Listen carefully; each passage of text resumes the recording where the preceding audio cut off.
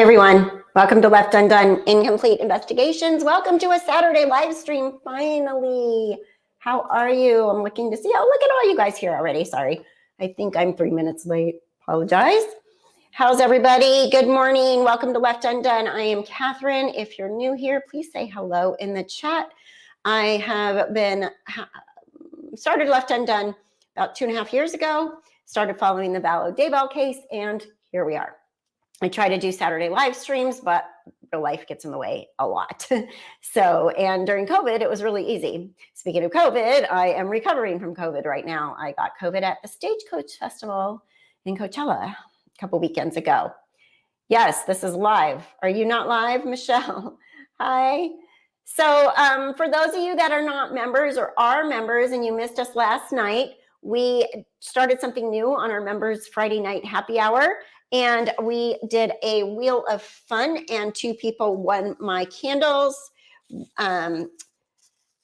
Christian, who is very lucky, wins often apparently because he won the last time I did a contest. And Rita both won one of my little candles. And this one is I'm basically a detective candle and I make them myself. They're hand poured and they're doing pretty well. They're on my Etsy store. But anyway, so if you're a member, make sure to make it. We're going to do that once a month. I'm going to give away a candle or something. And then we gave one more prize away, and she has not sent me her address, her email address, so I can send that, a Left Undone sticker. So how's everybody today? Catherine, oh, I love your name too, Catherine. Catherine and Catherine. So let's see. Let me see who's here. Yes, Catherine, everybody, we have a really, really, really nice community. Initially, sometimes the trolls came in and tried to cause havoc in our community, but we handled it, and it's been really, really nice. Oh, thank you. So let me look and see who's here, just so I can say hello. Mama D, Flame Lily from England. How's your weather? It is, what time is it in England? That's a good question. What are you guys, 8 hours ahead of me in California? I'm in California. Let's see, who else? 19:59 here in England. Okay, so it's almost 8 p.m. And let's see. I'm just looking to see who's here. Hi, Angel. Christian. Yes, Michelle, live. Moonlight View. Hello. Look at all my people. Lori Day. Hey. Lori Day should give us a little update on she went to CrimeCon and she said it was really enjoyable and she met lots of people and she said it was nice and she was able to go see people. She saw the woodcock. She met Paul from Reporting Live from My Sofa, who has a really good channel. So Tracy cannot stay awake. Well, hopefully you could stay awake for a little bit. You have a daughter named Catherine. It's 9 p.m. in Norway. Hey, Kristen, how are you? So that's really it. I've been busy, went to see my kids, went to Stagecoach, got COVID, been working. I'm an RN case manager, if anybody doesn't know what I do, by day. So I work high-risk pregnancy. And speaking of, there's a nationwide in the United States formula shortage, and it's pretty scary. So if you know anybody that's formula feeding their babies and you see formula on the shelves, you probably want to grab it for them or see what kind they have because it's really bad. And if you're pregnant and expecting, get the pump. Insurance covers pumps. They're required to by law. And pump at least if you're not going to breastfeed, get some milk. And then you can donate to others too as well. There's a human milk bank. So it's going to be scary because you can't just feed babies anything, Let's see. Michelle is saying, hello, Lori. Yep. Members live and have you on. Tell us about CrimeCon. Yes, we should, Lori. Next week, if we do on our members live, you could come on. We'll do a panel and tell us. CrimeCon was so fun. I will put together a little slideshow of my photos and share it in Discord. Oh, perfect. And by the way, if you're not a member and you would like to become a member, you will have access. It's $1.99. That's the only level I have. And you have access to our Discord where we spend a lot of time chit chat. We have a question of the day, Leighton, and everybody's really good at putting up a question of the day in there. I was starting it and I'm the flake. So they've taken over that, which is awesome. And then you get the emojis here and you get a chance to win a candle now because that's like my new thing. Hi, Marilyn Landis. How are you? Justice, Jamie. Gosh, nice to see everybody. I feel like I haven't done this in so long. Yeah, it's really bad. The allergies out here are really bad too. I've been taking a Zyrtec every day. I never used to have to take medicine until I wore, like regular antihistamines for allergies until I moved to the desert. So, oh, Kristen, you're so sweet. Thank you very much. Kristen's always, you're very, very, way too kind. Thank you so much. Oh, look at this. Whoops, that was what is it? Your stalker was sentenced last week, 36 months probation. Woohoo. Plea bargain down to 3rd-degree felony, time served, free to torment. Oh my gosh. Well, at least he was sentenced and you have that behind you, and hopefully that your stalker will stay away forever. At some point, I really want you to come on and tell us your story if you can.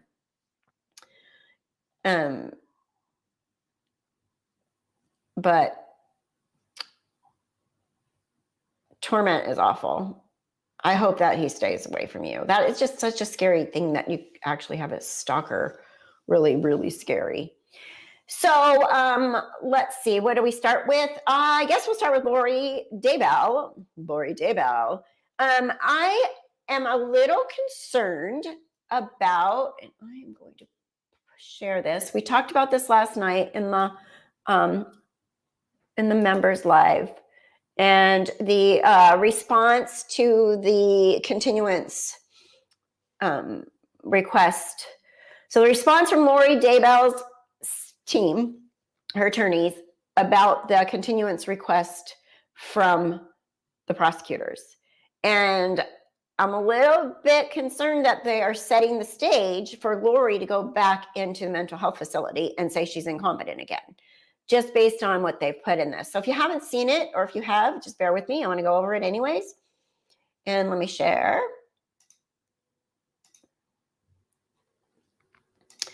All right. So this was posted. This is on Justin Lum's page because he's always on it and he is awesome. And it's nice to be able to find documents straight up from him. Yeah, that's awful. Gosh.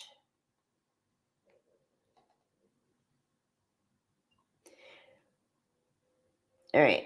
And yes, Marilyn, I'm going to talk about that as well. All right. So let me focus for a second because I'm like freaking ADHD when it comes to Morton. I feel like I miss out on things going on in the chat. So I'm like, squirrel, wait, what are you guys talking about? So anyway, so this is the response. And it goes in to say that she has reviewed with counsel the court's orders regarding the joining of her case with her husband, Chad Daybell, case for purposes of a jury trial. She has reviewed with counsel the court's order denying Chad Daybell's request for separate trials, and she has instructed her attorneys not to file a request for a separate trial. So I did hear a little bit from Scott Reich. I listened to him last night, and he's talking about, he says this kind of makes her sound like she's sort of all over the place.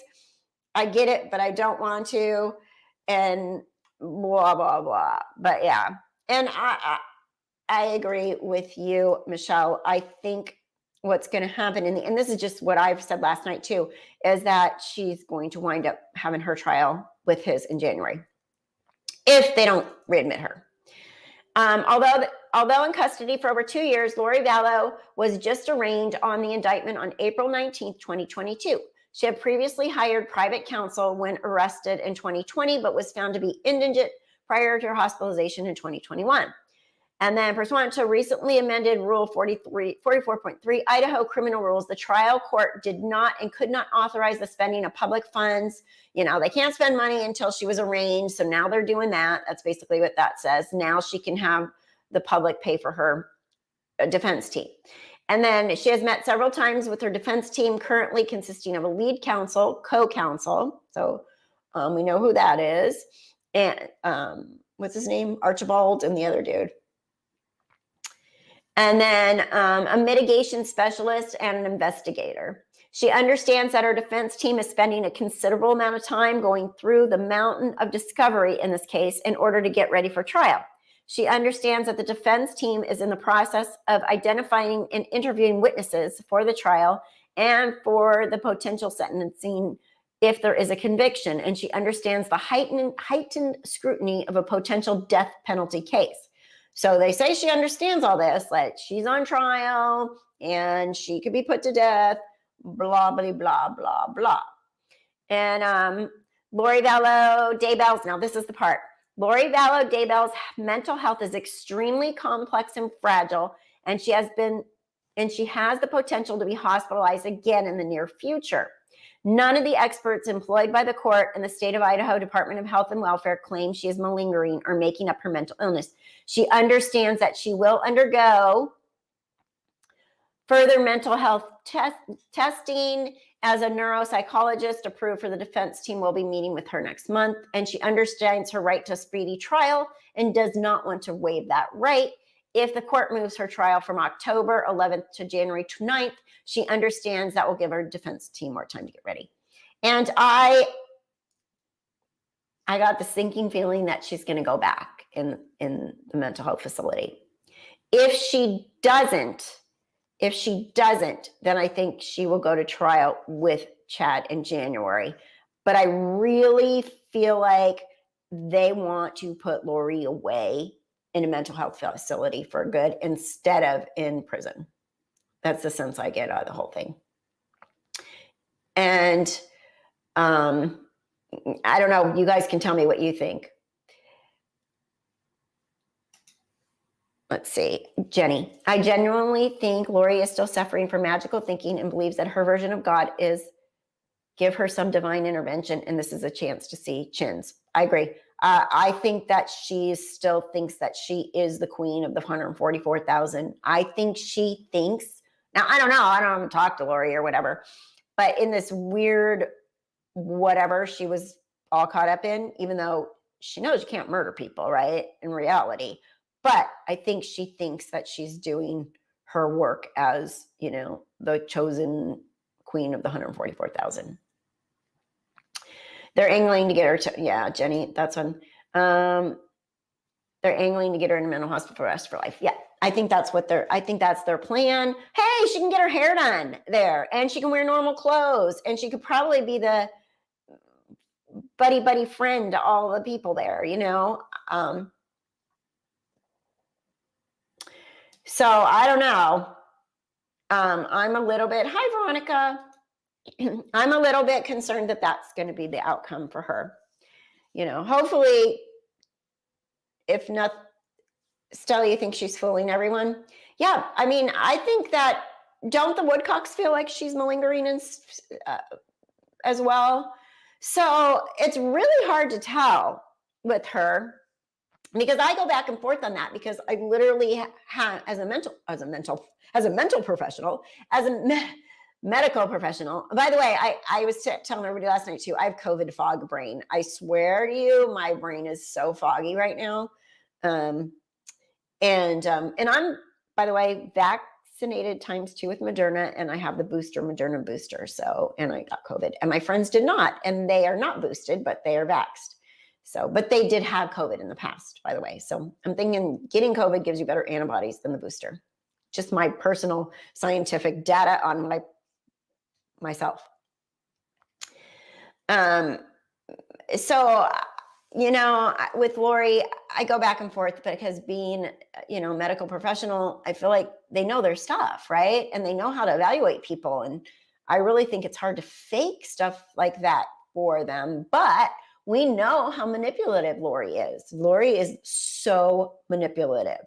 She manipulated people from the get-go.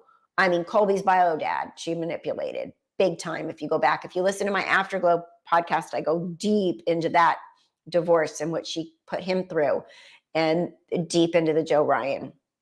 Speaking of the Afterglow podcast, I need to get that going again. It's been in a standstill. But I was trying to go so deep into it, and then, life, and then trying to record it. And I was having Robbie as my guest host for a while. Didn't completely work out. So trying to figure that out, because I like having a host, a second person to talk back and forth with. So I'm trying to figure that stuff out. Thank you, Kathy. They don't allow insanity pleas, which confuses me too, right? Because you can't plead. Although, did you guys watch the Olympic horse trainer trial? What was his name? Anyway, they found him not guilty by reason of insanity in that state, and that was New Jersey. So Idaho does not have the insanity. I guess you can't get an insanity verdict, I think, is the way that I'm understanding this. And that's how I understand it. Like, you can't just say, oh, she's crazy, she's put away, no big deal. But you can do that, but you can't stand trial and get a verdict of not guilty by reason of insanity. Because after I watched that trial, and that's what they sentenced him, not guilty by reason of insanity, and then he's going to go off to mental health or mental hospital, I would imagine, because he was a hot mess and not the person that people used to know. Those people made him crazy. I don't know. Okay, Google, does Arizona allow the insanity plea? Let's ask Google. On the website shouslaw.com, they say Arizona's insanity defense is governed by Rs 13 to 502. This statute allows criminal defendants to be found guilty except insane if they had a mental illness or disease that kept them from knowing that the criminal act was wrong. Right. I also found an answer to this question. What states do not allow insanity plea? Do you want to hear it? Yes. Let's find out who doesn't. Can you hear that? On the website uslegal.com, they say 4 states, including Kansas, Montana, Idaho, Utah, do not allow the insanity. Kansas, Montana, Idaho, and Utah do not allow. Hey. Shh. Okay, Google, stop. Percy. Shh. So Kansas, Montana, Idaho, and Utah. Interesting. Those are all like clustered all together. They do not allow the insanity. Your Google's answering when I asked to Google. That's funny. Well, that's insane. Yeah. So Arizona does. Montana, Utah, so we can remember that. Idaho, Montana, Utah, and Kansas. I wonder what that's based on. Aren't those big LDS states? So I know my Google, I've had like my recording say something like, think it says Google, and then she answers.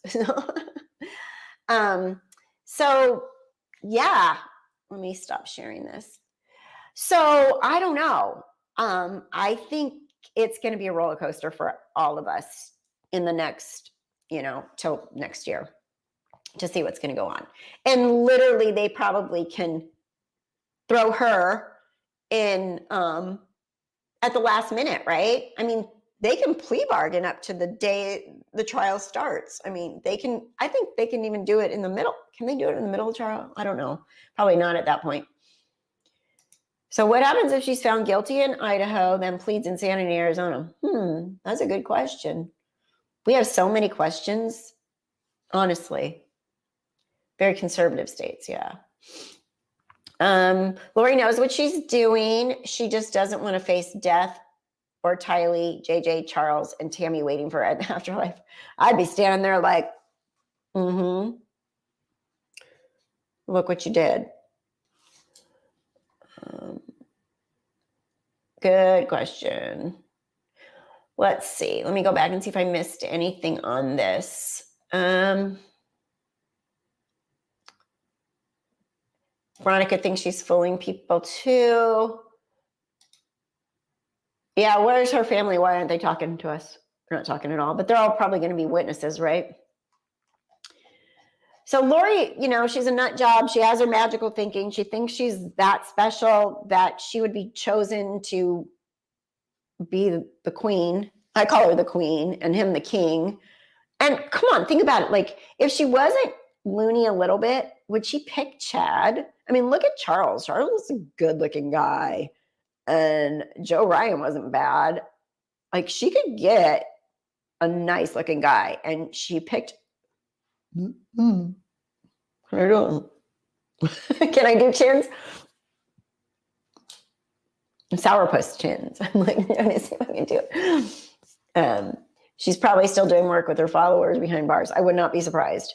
And I have talked to people that say that belief system, those people, that fringe group is still active and they still believe all this crap, and they're there.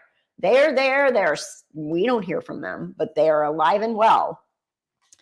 Hopefully not picking anybody's children to kill, but yeah. I think conservative states would have insanity, but not death penalty. I think it would be opposite. I think they would have death penalty. The conservative states have death penalty. Look at Texas. California has it, but they're just not putting anybody to death right now. It's like there's like a freeze on it. Yeah, Lori picked attractive men with money, and then she went for chins. Chatty daddy. Mental hospital is what she wants. Hair done, good drugs. No, she needs prison. I hope she goes to prison. I think that woman needs to be in prison.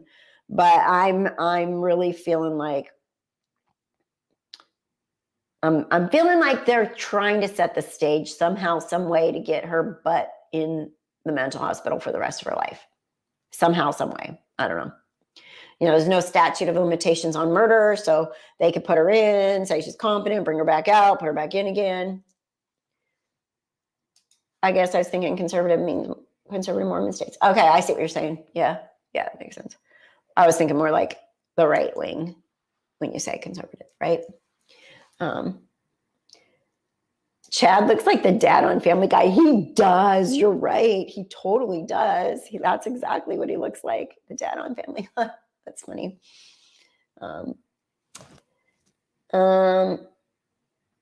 Let's see what Leighton. How does everyone feel about the death penalty? I always felt very conflicted about it. I'm conflicted, but I'm for it, if that makes sense. Like these people that have murdered children and, just horrible. Like that, what's her name? Montgomery. She killed the woman, and I did a video on her, sliced her, took her baby, stole her baby, killed her. Lisa Montgomery, and she just went to death. She was federally charged, and they stalled it for a day or something like that, but then they still put her to death. And I think she deserves to be death. She killed this young woman who was pregnant with her first beautiful little baby, stole it, brought it home, told her husband, "Oh, I had the baby." Everybody's like, "Oh." Anyway, she went, they just put her to death a few months back, within the last year, right? My eye look weird. Sorry. It's like, let's see. I'm against the death penalty for the vast majority of cases. It has to be someone really bad, like Gacy or the Golden State Killer has multiple victims and won't reoffend. Yeah. Or somebody that just like kills children. Anybody that can murder, like not out of rage, but literally murder a child like Lori and Chad did. That I'm totally for them getting the death penalty. Innocent little JJ, like what? You murdered this child. And Chad, like, okay, yeah, Lori, your kids are inconvenient. Why don't we just, oh shoot, I gotta plug in my battery. Where is it? Hold on. I had my computer off the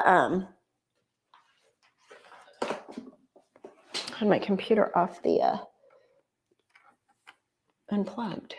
Okay, that's better. So it's 105 outside today. It's hot here. DNA throws a curve. I think of innocent people cleared by DNA, but possibly, yeah, see, that's the problem. But at least there's DNA now, right?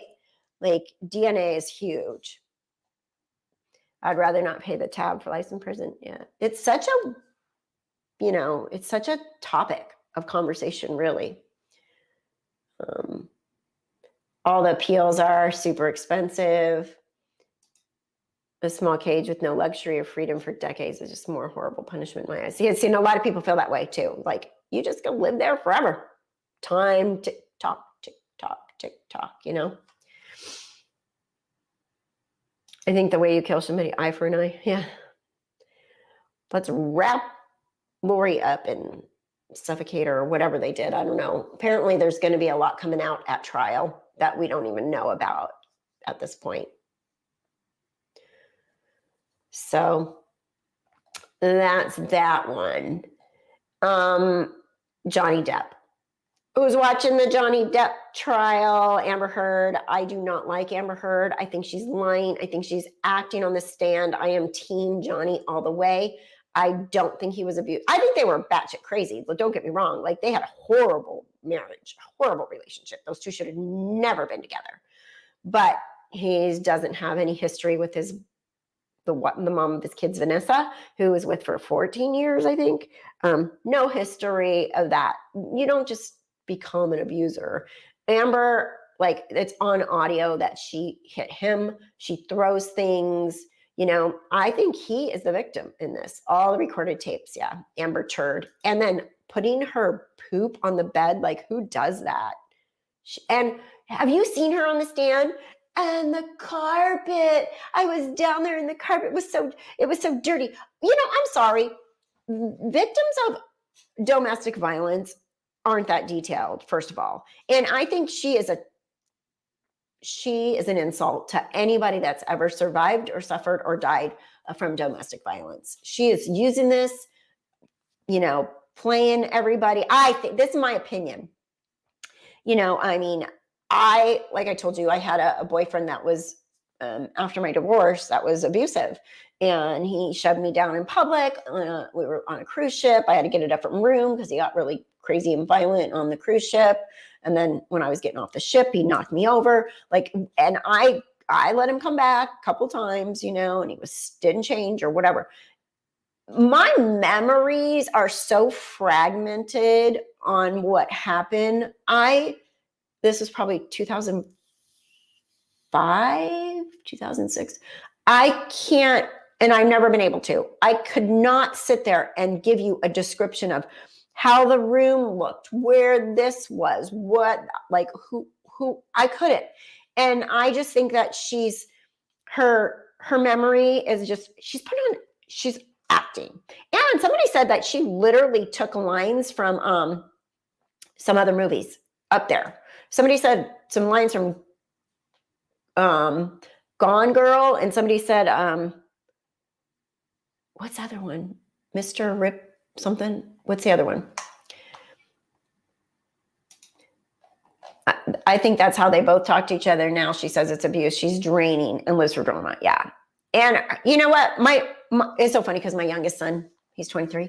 He's like, Amber Heard, no matter what happens to Johnny Depp, he made sure that she is canceled. She's canceled. And I agree. I think so. Have you seen them come when he drives up to court? The talented Mr. Ripley, yes. When he drives up to court, and all the fans are out there now, they're like, oh, Johnny! And he's leaving, he's waving, and they're chasing him and everything. And Amber comes out and they're like, boo. Like, people hate Amber Heard. I did a TikTok. I'm on TikTok every once in a while because it's so easy. And my TikTok, all I said was, who else thinks Amber Heard is the most hated woman in America? And the TikTok, that's it. It's 7 seconds.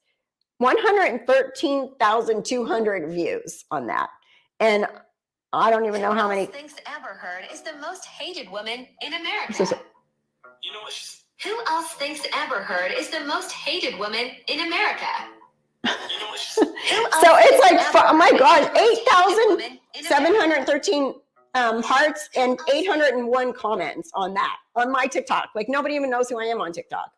So Amber Heard is like a cross between a Dementor and a succubus. How do you say that? Succubus?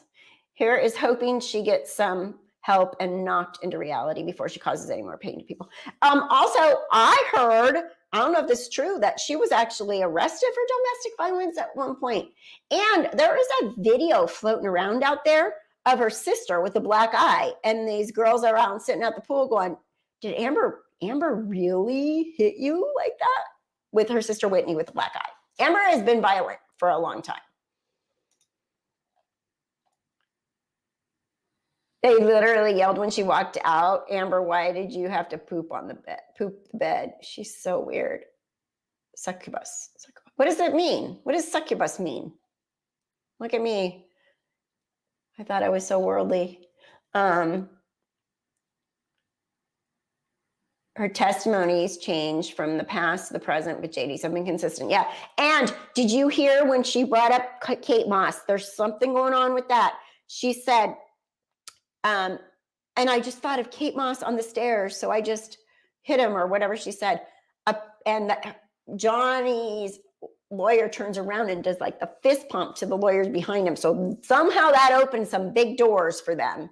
And yeah, she clearly is histrionic. Like she's like, and my dog stepped on a bee. Leighton posted these TikToks in Discord. It's like people going, and my cat had to pee.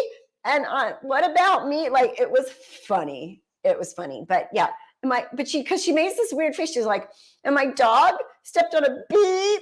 Like, she does so weird. It's so weird. People are taking the best clips.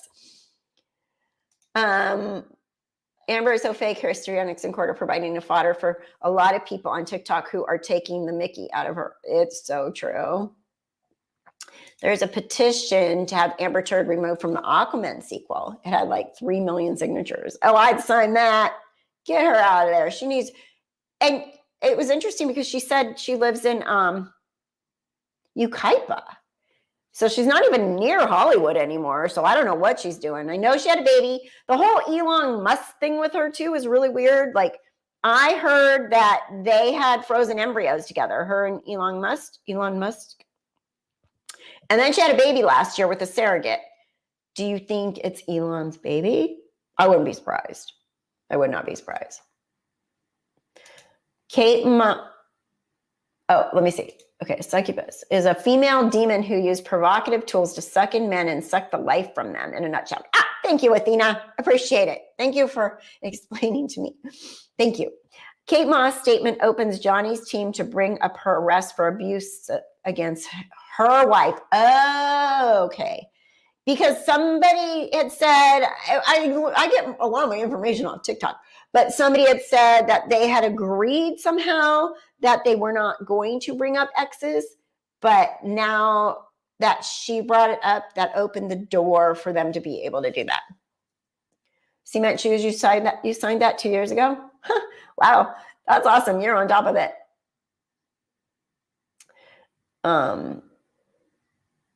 Her and Elon used to share girlfriends together. Oh, really? They're so weird. Thank you, Lori. Thank you, Lori. Thank you. Yes, you guys, please do. Please, like, my channel's been kind of in a funk, but that's my fault because I haven't been around. But, you know, if I could do this full time and quit my day job, I'd be here every day with you. But I just can't. How do you make the transition from nurse getting a paycheck every week to full-time YouTube and maybe getting some money? You know, you can't do it. Let's see. I saw a very witty comment from someone who thanked Amber's lawyers for their hard work to prove Johnny is innocent. Oh, that's funny. Her lawyers are terrible. And answer that question. Well, the person on the stand's like, well, so you never witnessed any abuse? Well, I've never seen them together. What? Oh, answer the question. You've never witnessed any abuse? Well, I've never seen them together. Like, how could I have witnessed anything? No, you can't say that. Like, her lawyers are just so weird. If I was on that jury, I would see right through this. I know I would. Uses sex to entrap their victims. Okay, yeah. Well, that sounds like her, huh? She blurted out Kate Moss's name, and that opened the door. Now they are free to address the topic of her ex. Perfect. That's awesome. Oh my gosh, that was hilarious. Did you guys see that? And he's like, objection, Your Honor. And And sorry, I have to answer some. And the judge is like, so the lawyer says, "Objection, Your Honor," and the judge is like, "You asked the question." That was hilarious. That was hilarious. That was so funny. Like, seriously. The lawyer, let me close this. I got some open over here. I got to close. Okay. The lawyer was like, "Oh, like they're reaching." I mean, I guess they believe him, right? Do you ever watch The Lawyer You Know, or what is his name? I just subscribed to his channel. He's Greek too, by the way.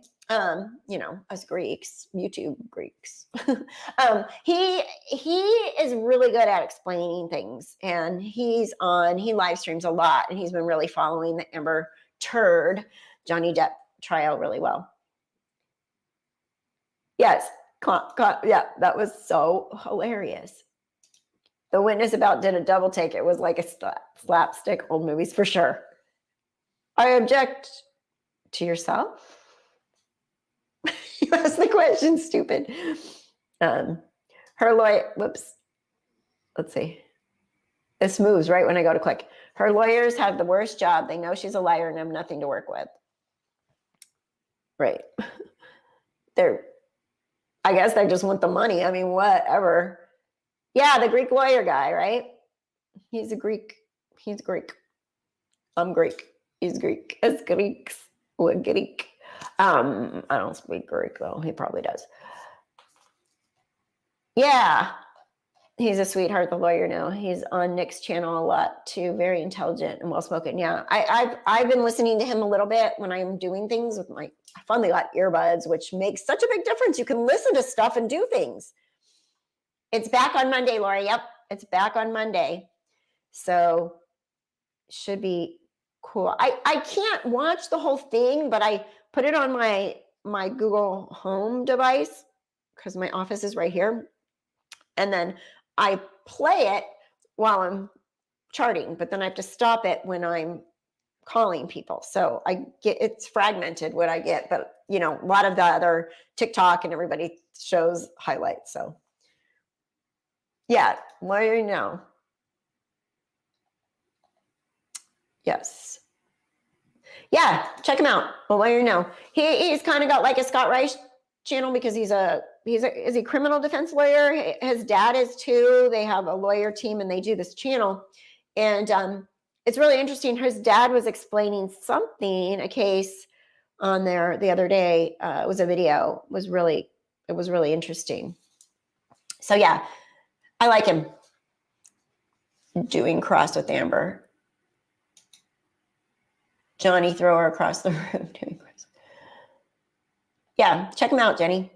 He's got a good channel. Like his live streams now have like 7,000 people in them. When he's doing them, he's like, wow, new record, 7,000, 8,000. People are into this Johnny Depp case for sure. You found him during the Robert Durst case? Yeah. So I found him during this Johnny Depp case. And I think we should ask him to come on. Come on over here. Do your fellow Greek a favor and come on our channel and talk. There you go. Cool. I just subbed so I can watch it. Yeah, you should watch it. Oh, and that's the other thing. Where are the tears, Amber? And what did she put in her nose? Did you see that with her nose? Like she had the Kleenex and she like did this. I don't know. It was weird. Michelle, the lawyer, his channel is The Lawyer You Know. And he's really informative. He's got a great channel. I don't know how long he's been around. Not very long, I don't think. But he's really explains things. Is he following the Daybell case at all? Do you know? Because I would love to hear some of his take on that. And I don't know, because I just started following him when he was talking about the Depp case all the time. Yeah. It's called The Lawyer Now. It's a channel to watch. I'm shouting him out. I don't mind shouting out good channels. Peter Tragos. Yeah, see, that's a Greek name too. Although my Brooks is not a Greek name. They changed our name, but it was Colleen Jarris. It should have been. But my family wanted to be American. We were just going to have a WASP name. Just get rid of that Greek name. I don't know why. Because Greece is way nicer than here. Can't wait to go. 110 more days. I am on a plane. Go from Palm Springs to Dallas to JFK to Athens. And then from there, we go to Santorini right away. Fly. So, and then we're going to be like, but we're here. It's a girls' trip. Four of us are going.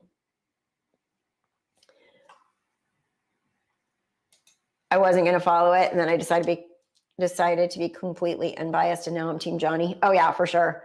I was like, okay, this should be interesting. Hollywood on trial, you know, like blah, blah, blah. And then I'm like, oh, I like him more now. Stupid Disney got rid of him as, you know. And then did you see like him at the children's hospital hugging the kids, all the cancer kids and stuff? It was very sweet. And then Amber goes into a hospital and holds a baby, and they're like, baby just came out of surgery. Like the nurses are like, and she's just like, let me get my photo up. You know, she's just a piece of work. The more I learn about her, the more I'm like, oh. After reading Lori's lawyer's response to the trial, I kind of think she may become incompetent again. That's what I'm thinking. That's exactly what I'm thinking. I think they're going to try it somehow, some way. If she were a good actress, she should be able to real cry, but she's so bad. She's not, you know, her looks got her where she's at, I think. And the fact that Johnny Depp fell through for her, because wasn't that like her big break when she got cast by him for the Rum Diaries? That was her big break. And he fell for her on the shower kiss thing right then and there. See, men, do not think with that other brain. It is so dumb. Don't do it. Do not do it. Look at it. Look what it got him.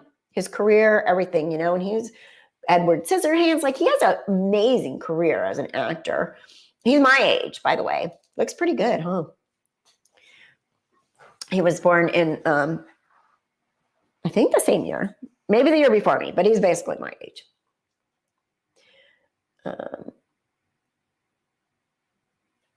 Most dramatic fake cry. Oh, it's ridiculous. And she's like, and he pulled my hair, and he, you know, and then their stories are completely different, and her story changes. And, you know, I mean, even Joan Crawford would be doing better right now, because at least she could act, even if she was, no wire hangers, right? Wrong head. That's it. COVID brain fog. I am blaming it on that. Overacting. What do I think about what? Oh, she sees a neuropsychiatrist in June. I don't know. I don't know. I just think that they're working an angle to get her back in. And I don't know who's going to win. That's what I think they're doing. Oh, Susan, I'm an amateur in community theater. Even I was able to do real tears. I could do real tears too. I guarantee you, if I was acting like on stage or something. But I've always kind of been able to do that. My mom used to say, Kathy can laugh and cry at the same time. Who can't? But yeah, I want to do community theater. I think that would be really very fun. I don't even know where to get started. I started that acting stuff back in the day. I got my headshot. I got all that stuff. And then I decided to be a flight attendant and get married and have kids. So, and then become a nurse. So that went out the window. But community theater would just be fun hobby, you know. Clumsy clairvoyance. When he was on the stand, said she was bad at acting. Ha, ha, ha. It was a good burn to her. I also like the burn where they said, so you're bigger than her, right? Physically? And he's like, not really. Or I wouldn't say that. Or something like that. He makes these little digs. Bad cheek implants. She's got fillers. And that's the other thing about that bruise that she says on her face, where that is, that bruise was right here. I think that's from when she got her fillers, because they inject it in and it can leave a bruise. This is a very sensitive area. So most people, look, Hollywood people all have fillers. Look at their faces. Look at them, all of them. They all have these cheeks, and they don't have any of this. Their faces are like that.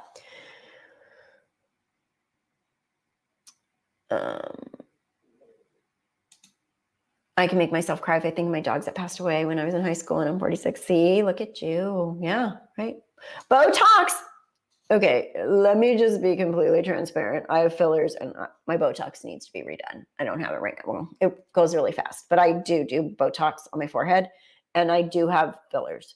So basically they put an injection. Mine are very subtle. I don't do anything, but it pulls this up, right? I mean, I still have some, but it's just like a little bit of, they just inject it and it puffs it up, right? So if you look at people's faces, you can see it. And so because we lose bone as we age and we get that drawn look where your eyes start looking sunken and everything. At some point, I'm just going to have to embrace it. But I've only done it twice. Once I did it before my daughter's wedding in 2015, and I did it last year. So there's probably not even anything left. They don't last forever, unfortunately. But when you have something really going on, you kind of want to look. And then, you live in Southern California and Orange County where like everybody has it. And then I'm like, well, I'm not going to be take pictures with all these people and be the only old person looking. But yeah. And she's too young for that stuff, really, honestly. It should be subtle and it should be for older people that just want to like, not have a leather looking face and stuff. That's just mine. Right. So she's got no work done here. I'll be 70 next year. And I don't do any more than that. I'd do any more than that. They upsold me when I went to get Botox. They upsold me and I was like, let me try. But I mean, if you go back and look at me from a year ago. Is there a difference? I don't know. Probably not much. How far in advance of an event you did filler? I did it way too close to my daughter's wedding because you don't know if you're going to bruise. And I bruised and I literally had to. And I didn't like, the one I did before my daughter's wedding, I don't think it was as subtle. I like it more subtle. It was more obvious to me anyway. Nobody else. People don't know. People look at you and they're like, "Oh, good, something," but they can't put a pin. If you do it so it looks natural, they can't pinpoint it. But I got a big bruise right here, and that's right where her bruise is on that picture. The one picture that she shows with the bruise. Lori's fit. Okay, so right. Look at Lori, because I guarantee you Lori Dabo has had Botox and fillers before she went in. Apparently they don't have those at the mental health facility.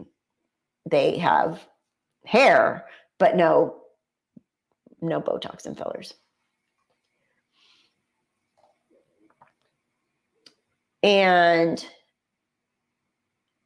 let's see. Hi, Teresa. Yeah, so you can see how she's aged a lot in there. And I guarantee you a lot of it is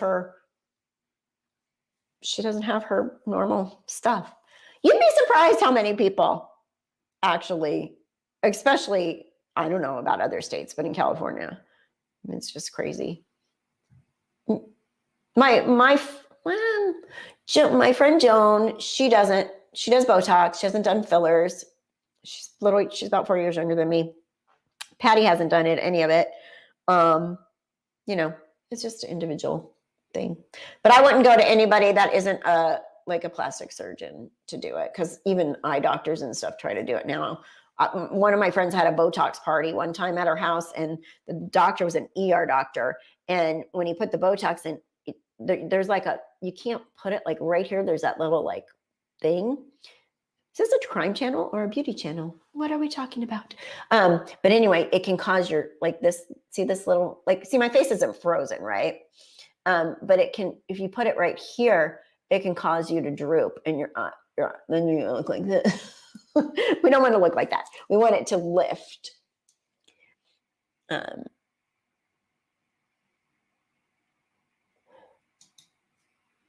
Did you see on Reddit that someone in jail helped her to do makeup with rose art pencils? Yeah, I saw that.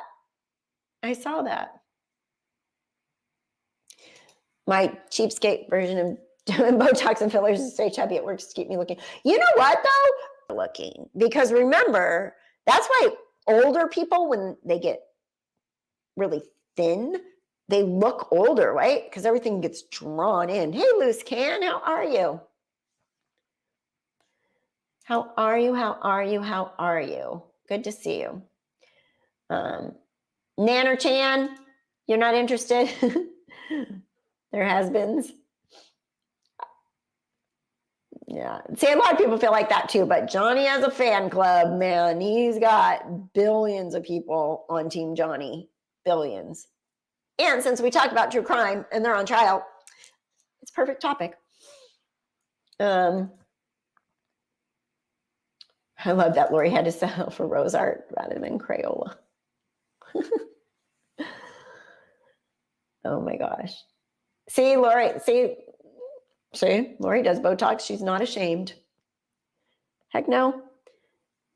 Plus, you know what? I'm sorry, but living out here in the sun, you know, you Midwestern people and stuff that didn't go to the beach every day after high school and all summer long and put iodine in baby oil and fry. You know, you got to remember, we've got, I think, living in Southern California since I was a teenager and worshiping the sun forever, you know, it does a lot of damage. So a little bit of Botox here and there just helps with that. I know, like my friends from the Midwest and stuff, their skin is so much nicer than my surfer friends and people that were like total surfer chicks and stuff, because anyway, you don't have to do a ton. I just like to do, so these two, what we call the 11s, I like to get rid of those. And then these, but I don't like it frozen or anything. I just don't want a bunch of wrinkly mess. Right.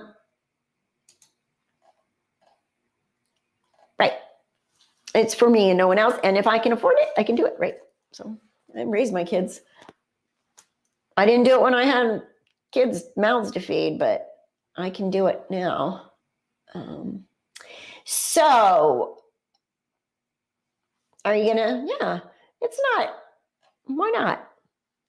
Botox, and you know what? They use Botox. My friend has migraines, and she gets her Botox for migraines, but it also does a double whammy.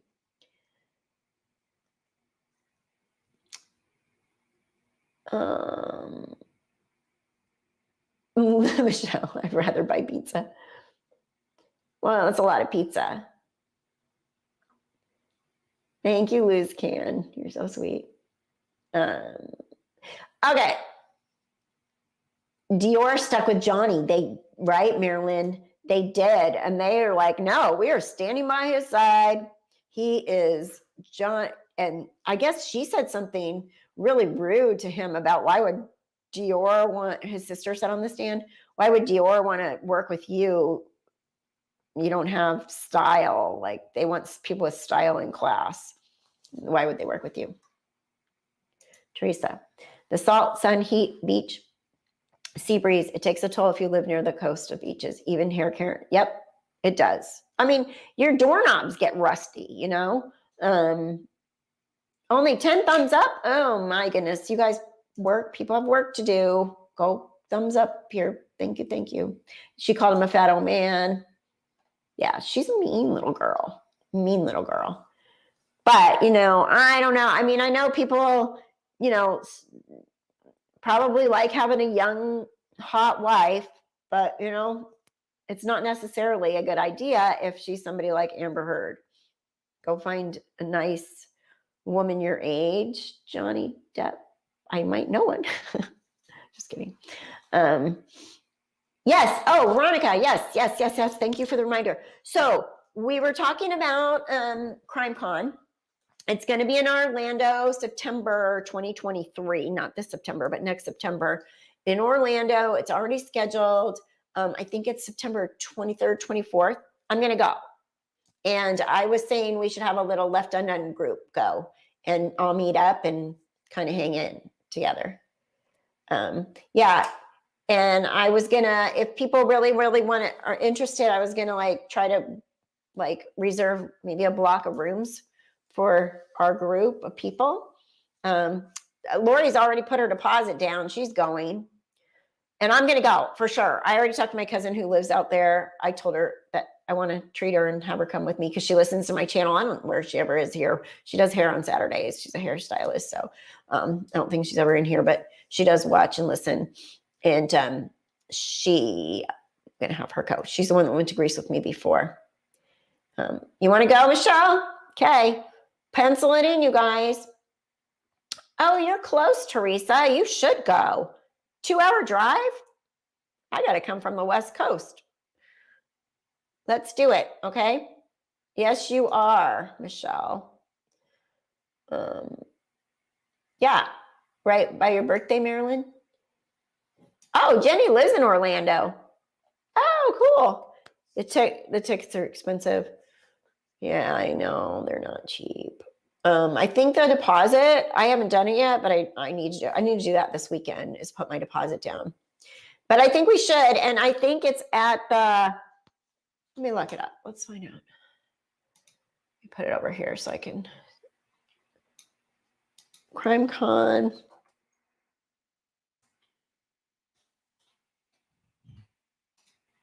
All right, let's look at this together.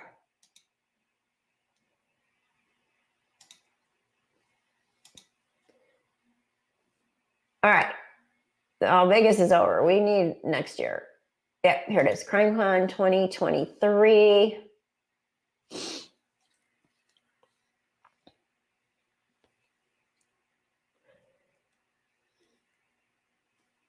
Here it is. September 22nd through 24th in Orlando. Register now. Get involved. Look, you can volunteer. You can do an exhibitor, sponsor. I filled out the thing to be an exhibitor because I thought I could sell my candles there. And I thought, how am I going to get all my how am I going to bring candles from here to, that was dumb. So I might pull the plug on that one. But sponsor, media, speaker inquiry, podcast, YouTube inquiry. See, maybe I should fill this out, huh? Maybe we should have my channel go there. Like, and actually interested in bringing your show to CrimeCon. That'd be kind of fun. There's a form right here. And then I'm gonna go back. So if you register now, let's see. It's tickets. So standard, okay. Deposit option is $129, and you have to pay the balance by this October 31st. You can do gold, VIP, and platinum. Well, heck no, I ain't doing that. But standard badges provide a complete all-access experience to everything CrimeCon has offered, except for VIP-only sessions. Now, what's up with the VIP-only session? I could take candle orders. Yeah. Bring my channel.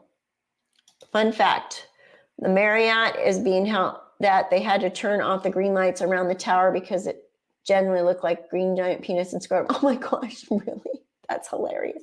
I think I stayed there when I was flying for United. I think that was the hotel we stayed at. I'm pretty sure it was the Marriott, but not positive. But that's what it looked like. Yeah, I think it was. This is it. And it was raining. And there's like a little bar restaurant over here that me and my coworkers went and had dinner at. So Where was I? So register now. So the VIP is a lot more. It's another $400.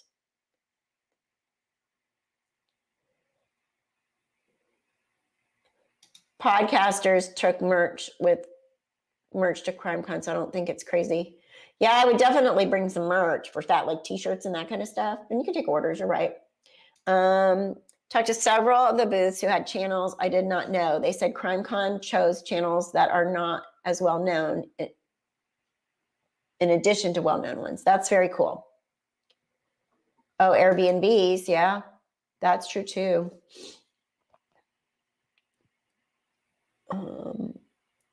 Teresa, my channel is so tiny, it's not a big channel, but do a support group for DV cancer support group. Oh, that's very good. That would be a good group. Definitely there's a need for that because people like to be able to be like, oh my gosh, I'm not alone, you know? How old is Amber? She's 30 something, right? 30, mid 30s.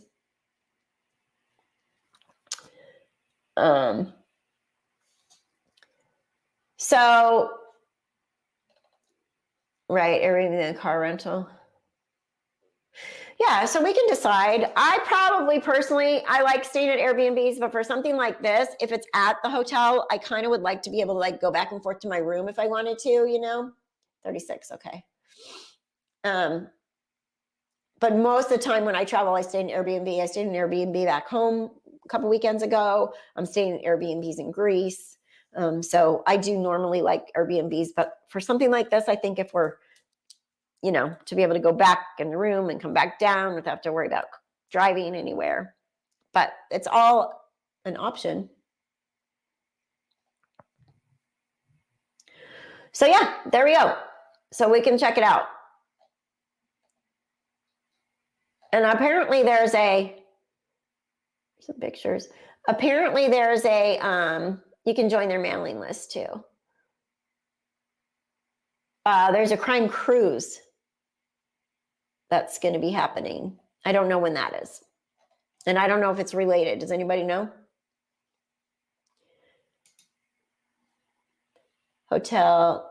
Yes, hotel connected to hotel. Most hotels have bus transportation free in Orlando too. That's good to know. Orlando has some, like when my cousin lives in Sarasota, and we were in my aunt and uncle in Siesta Key. They're like little golf cart, like buses that'll drive you from bar to bar around and stuff. Florida has that kind of figured out. That's pretty nice.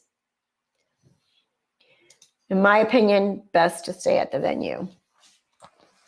Sorry, I keep switching positions. All right. So the other thing, I brought this up last night, and then I went and looked a little more into the whole thing I wanted to talk about just because I am a nurse. Let me unshare.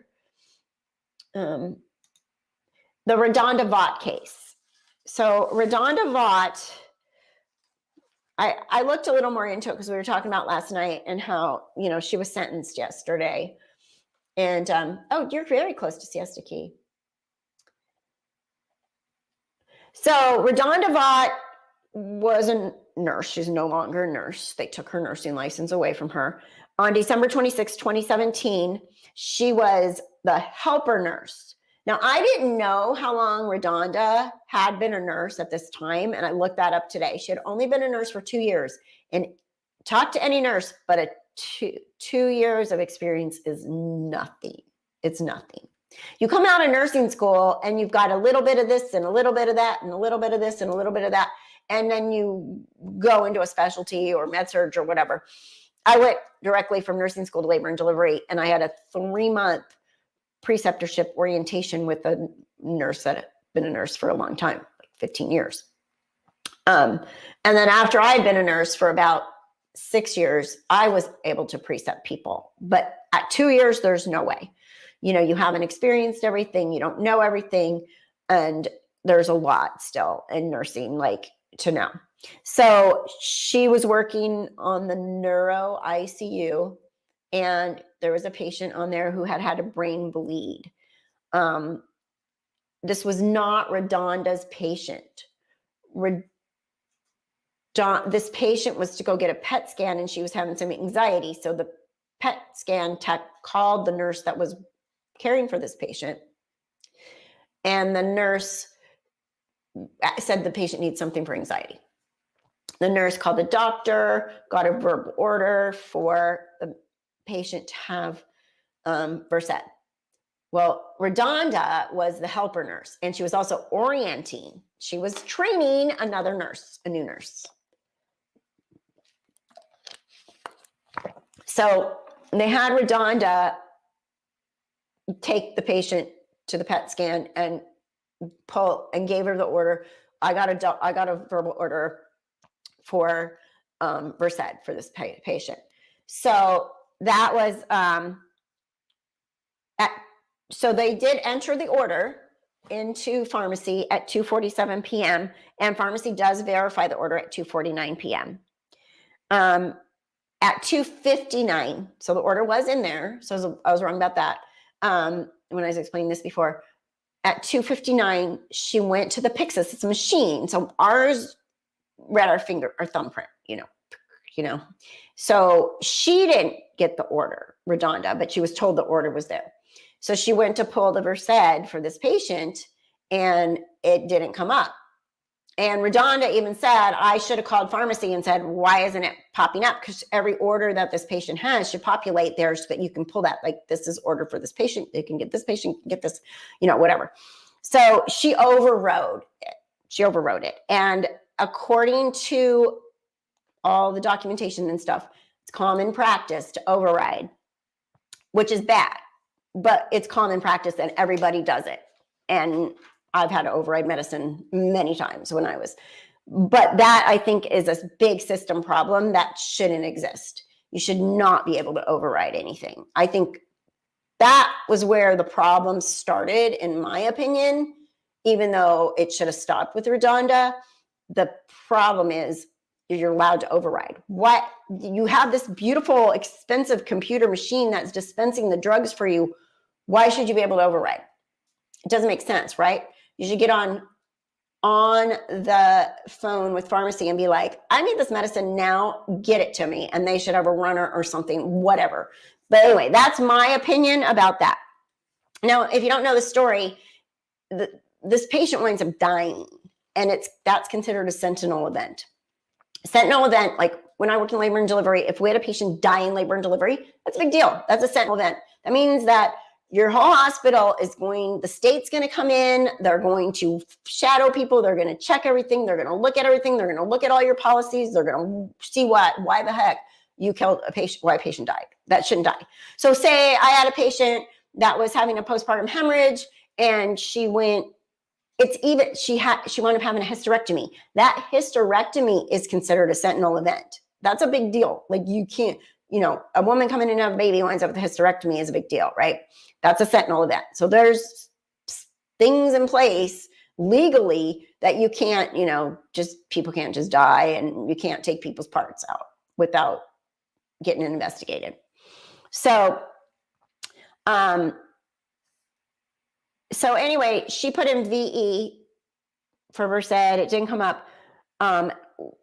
What came up, there was other drugs with VE. She grabbed the first one. She got I don't know how to say it because I've never used it. It's a paralytic drug. Nurses should never touch it. A nurse should never have ever touched it. Vecuronium, I think is what it is. Vecuronium. Anyway, she pulled that. Now, knowing what I know, that she's only been a nurse for 2 years, I think a lot of the problem is,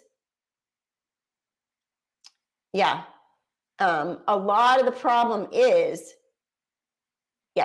it was supposed to be monitored. And so obviously she wasn't experienced enough to be doing this, but clearly she didn't follow protocol. And yes, she, in my opinion, definitely should not be able to take care of patients ever again, which she can't. And it could have stopped with her, which it should have. You're supposed to make sure you got the right medicine. Look at the label. Just look at the expiration date. There's also, where I worked, medicines like that have to be co-signed. So I don't know why this hospital doesn't have something like that in place where here I'm going to give this medicine, show it to another nurse, and they co-sign that that's the right medicine. Because we did that. We had to do that with Pitocin because in my hospital there was a med error, and Pitocin's in a bag of fluid. Pitocin's what we use to induce labor, and it drips at like a milli-unit or 2 milliunits or 20 milli-units, right? That's the dosage. But we will bolus people with regular IV fluid. I'm always referring back to labor and delivery because it's what I know, but it's the same. So somebody's going to need an epidural. We bump up their fluids, their IV fluids, because the blood pressure dropping is a big side effect of an epidural. So we'd have the two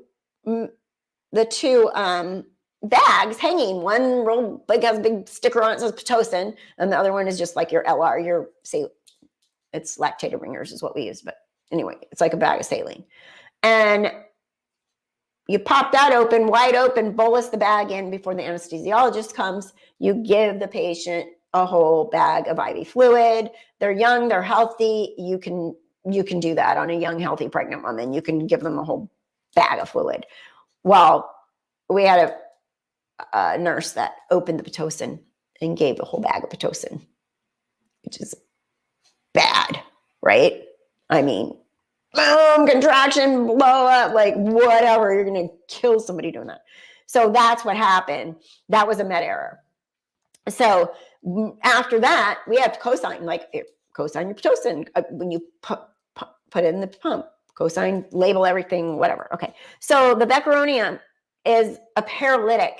Know that no nurse should ever be giving that unless you're a nurse anesthetist, right? Because the patient is going to be paralyzed, which means they can't breathe, they can't talk, they can't communicate. So she pulls that out instead of the Versed, which is normally liquid, and it's powdered. And so she, a lot of meds are powdered. You add saline to them, mix them, draw them up, whatever. That's not a big deal. But Versed doesn't come like that. But clearly not enough experience and didn't look at the label. And even the Pyxis said when she hit the road right, it actually did say, I wrote this down. It said, 3 screens said warning, paralytic, warning, paralytic, warning, paralytic. Okay. But she still pulled it. So I can see why a jury found her guilty, because beyond a reasonable doubt, I can see this. I can see why. But the problem, I'll get to the problem in a minute. Now, so she gave the med and she left. And the patient sat there for about 30 minutes unattended, not being monitored. And which even with Versed probably should have been monitored. So bad. Again, a system problem. She coded. They found her, she coded, they resuscitated her, CPR, shock, everything, resuscitated her, took her to ICU, put her on a vent. Well, her brain was anoxic. She did not get enough oxygen in her brain while she was paralyzed and not breathing for 30 minutes. And her family had to take her off life support. She died. She died like 1 a.m. So this all started at like 3 p.m. They took her off monitor at 1 a.m. the next morning. So immediately, Redonda did what you're supposed to do and said, I made a med error. I did that. I screwed up. Oh my God, and that's what you do. You confess, you tell them, because as nurses, we do make, yes, anesthesiologist drug for surgery. It's so you've heard those weird stories, right? Like people are paralyzed and they can't talk, but they're awake and they can't tell you, oh my gosh, that's weird horror stories in surgeries. But anyway, but she said what she's supposed to do, because we've always been told, and when I had my med error, every nurse has had a med error, and if they tell you they haven't, they probably missed it, but they did, because everybody's had a med error. And but most of them are not life-threatening, right? But even if you just it's considered a med error if you gave the antibiotic at the wrong time, or you gave the wrong patient, which is bad, an ibuprofen when the other one's supposed to have it, or something like that. Like, those are all considered med errors, and you're supposed to report those to your people. So when I made my med error, scared the poo out of me, but I had only been a nurse probably as long as Rodonda. And I told my supervisor, she called the doctor. We monitored the patient a little bit longer. Nothing happened. The patient was fine. It wasn't a life-threatening med error, but I did give the wrong medication. And so Rodonda confessed. And so what happened to me is we have to write up a little report. We report that. It goes into the file. It gets reported. Med error happens. You report it. It's there. It's not on your record as like a bad thing. You just told them what happened. But it's documented and reported. And so Rodonda reported it. She said, I did it. And the hospital, so this is where I get pissed about Rodonda being criminalized for this, because the hospital, 2 doctors reported the death to the medical examiner. So the woman had gone in with a brain bleed, right, initially, and she was in the neuro ICU. So they reported the death to the medical examiner, which you're supposed to do, 2 doctors, and they did not disclose the med error. They said she died because she had been there for her brain bleed. They deemed it natural death due to the brain bleed. The medical examiner did not do an autopsy or examine or investigate this at all. So then on January 3rd, the hospital fires Rodonda. Bye, Rodonda, you're fired. You can't work here anymore. You made a med error, which they should do. I agree with that. And the hospital did not, remember I told you a sentinel event, the state comes in, anything that's considered a sentinel event, you get investigated. Vanderbilt Hospital did not report it to the state, which is against the law. So the hospital isn't being held criminally for this, and they never were. They threw Rodonda under the bus and made her take responsibility for the whole thing. The whole thing.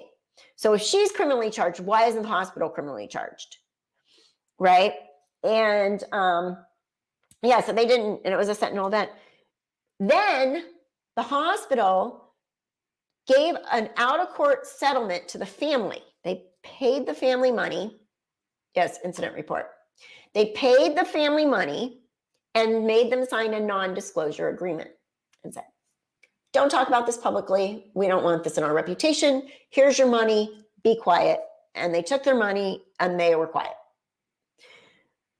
Well, in October of 2018, somebody anonymously reported this to the state, what happened.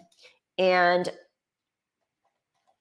the report was put into the state. Oh, and by the way, the Board of Nursing, Tennessee Board of Nursing, they said she did not, they cleared her too, as far as like, yeah, she did what she was supposed to do. She admitted it. She did what she's supposed to do. These checks should be in place now or whatever.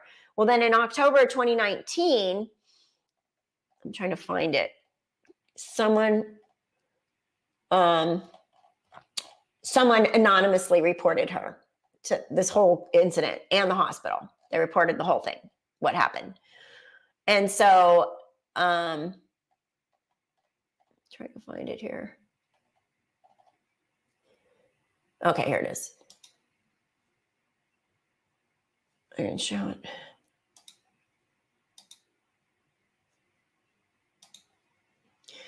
So this is the report. And basically on December 26th, blah, blah, blah, administered an incorrect medication, blah, blah, blah, patient at Vanderbilt University Medical Center when she was waiting a PET scan. She was the help-all nurse, but it goes on, explains the whole thing. It says before the patient PET scan, she didn't read the label after she pulled the incorrect drug from the Pyxis, blah, blah, blah, blah, right? It's reported the nurse didn't check. So anyway, she got reported. And so after that, they brought criminal charges against her. They brought criminal charges against her and put her on trial, arrested her, put her on trial, and she was found guilty. But the hospital, nothing happened to them. So this is why nurses and everybody are like, I stand with Dawn DeVot. That she lost her nursing license, which she should. She can't ever work in healthcare again, which she shouldn't be able to because she effed up big time. But if hospitals are going to throw nurses under the bus and not report things the way they're supposed to, cover their own butt, who wants to work for these hospitals? I don't. I do not want to be a bedside nurse if I'm putting my license at risk and the hospital can come out squeaky clean. So I've seen nurses be walked out of the hospital on the job by hospital security for nurses actually taking meds out of the Pyxis machine for their own use. One was a manager. Yeah, I had a nurse that I used to work with that got in big fat trouble for that. She was taking narcotics and got fired well, I don't know if she lost her license, but she can't work bedside ever again. She can't be around meds. I think she can work clinic, like case management or something, whatever.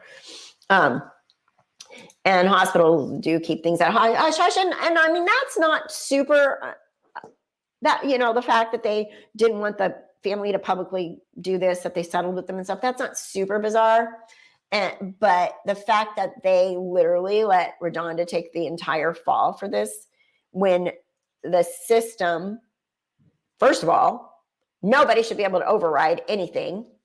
You should have to co-sign on any kind of crazy drug like that can kill somebody, and there's a lot of things that the system has the problem where it started.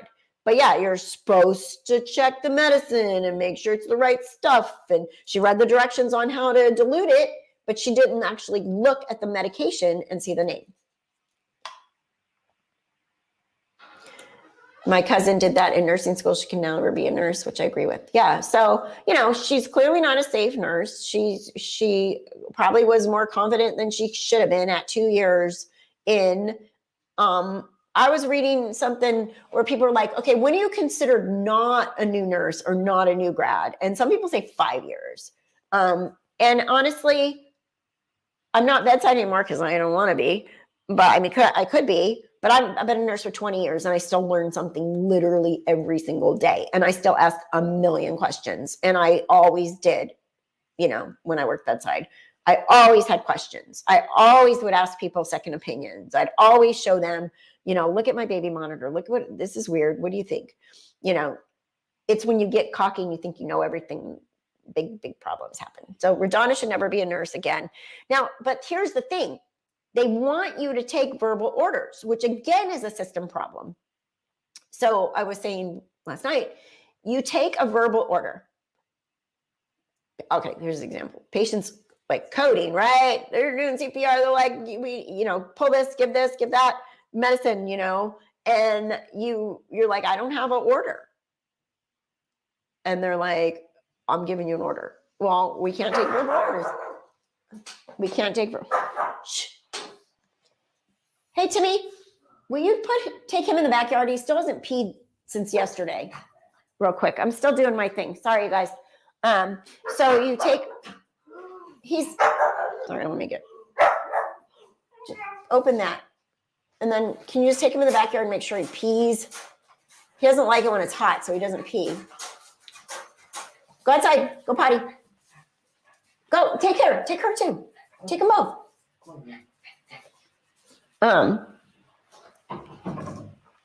My son is here. I have a helper. So anyway, not to keep going on this, but so you take a verbal order. Here's where the whole slippery slope comes in my opinion. So they give you a verbal order. You pull the medicine. You give it. Patient dies. Ooh, you gave the wrong thing. Well, why'd you give that? Why'd you get that? You didn't have an order. Or you pull the right thing and something comes out and they throw you on the bus because you didn't have an order. Or, somebody was putting, this is a perfect other example. Nurses are going to say, well, I'm not doing that without an order. And the patient dies because you wouldn't do it without an order. And they're going to say, you mean you could have gotten this medicine and saved this person's life, but you refused to do it because you didn't have an order? So it's almost like you can't win, right? Well, so you're telling me you could have saved this person's life while following protocol, but you could have saved this person's life by getting that medication and you didn't do it, right? Or you can do it the other way. So you didn't have a written order and you gave this medicine? That's the problem. And that's the big problem for our profession is nurses we are overworked. All the states, don't have ratios. A lot of them, California does have nurse patient ratios, which is good, but every other state does not. And so, you're tired, you get interrupted, the call light's going off, your patient wants you in another room, you're trying to program the IV pump, the husband or the family members chatting, talking to you. You don't want to be rude. You get distracted when you're given the med. You have one med right here. You should have given another med, which is what happened to me.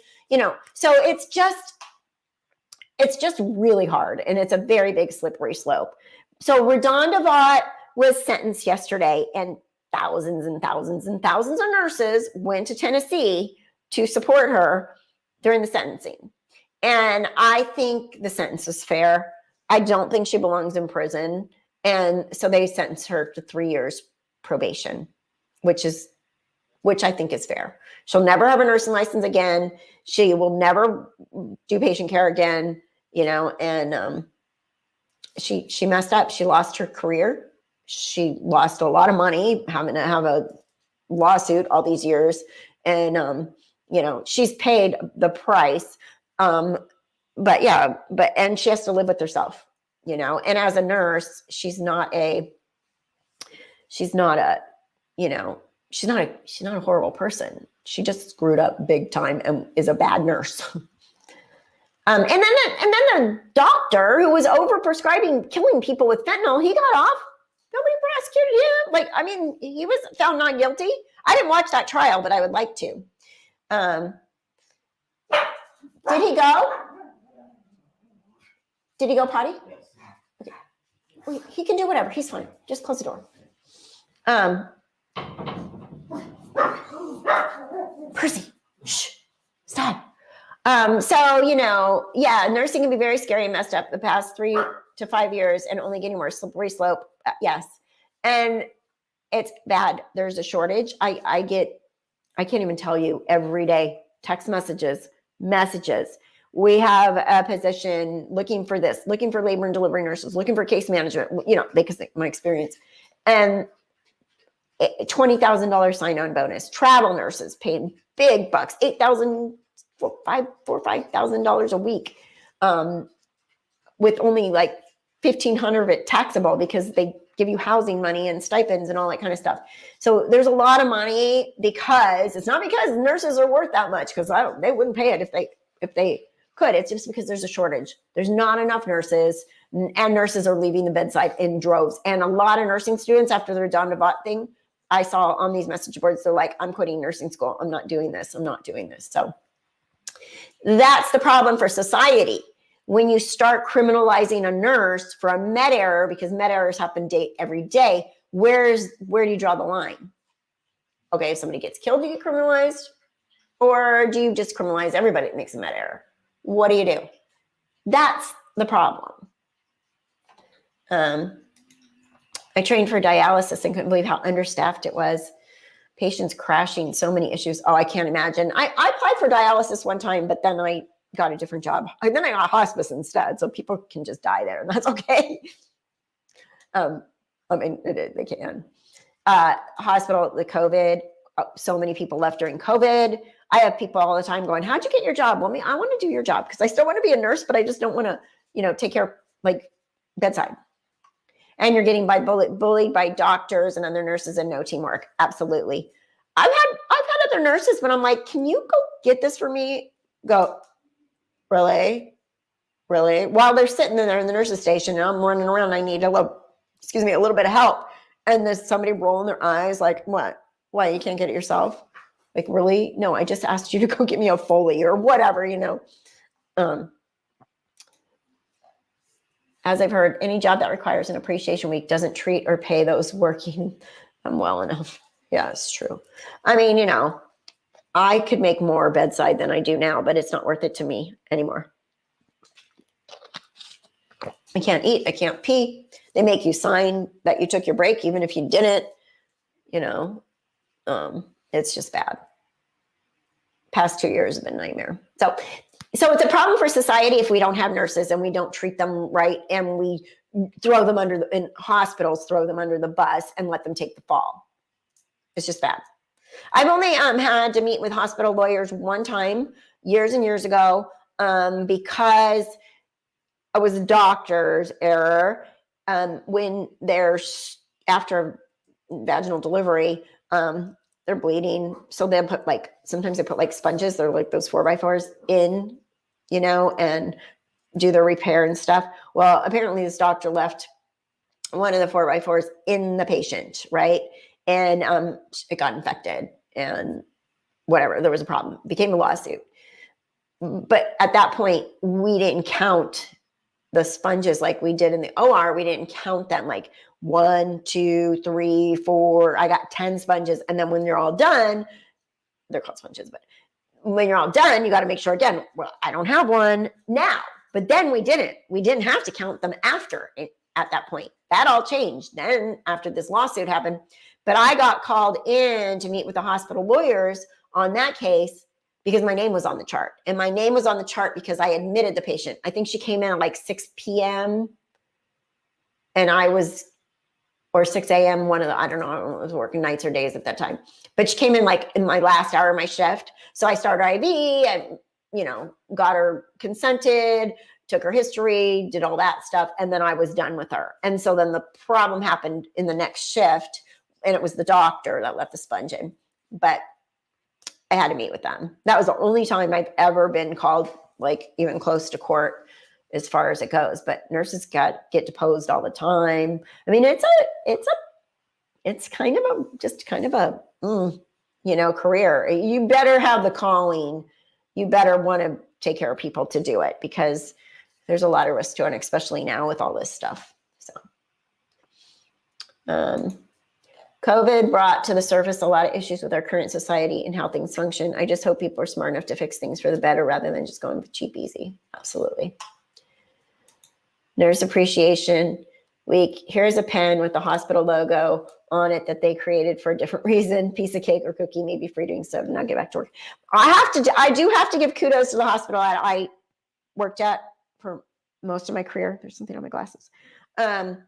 We had a big fancy luncheon and they gave prizes. They gave all kinds of, it was like a beautiful spread, but they'd be like, you go when you're working, go, you got 30 minutes. So run over there, go have your beautiful luncheon, put your name in the hat to win something and get back. So we did, but they used to give us really nice stuff at that hospital, but it's in Newport Beach, California, Hoag Hospital. It's a not-for-profit hospital, which I believe not-for-profit hospitals are much better.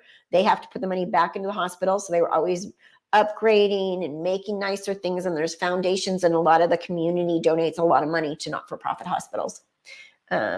You had a sponge. Ugh. Yeah. But